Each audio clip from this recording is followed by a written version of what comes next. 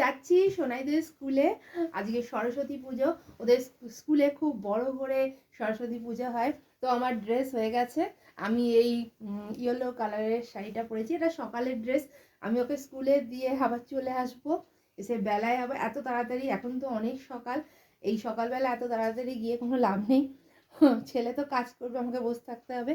আর ও volunteer হয়েছে, ওর অনেক কাজ আছে, পুজোর কাজ আছে, সাজানোর, তারপরে পরিবেশন করবে, অনেক কাজ আছে। তো আমি ওর পাঞ্জাবি দুখানা বার করেছি, এই যে এইটা আর এটা, দেখি কোনটা পরতে চায়। এইটা একদম নতুন, তো এইটা এখনো পরা হয়নি, এটা বার করা হয়েছে পরার জন্য।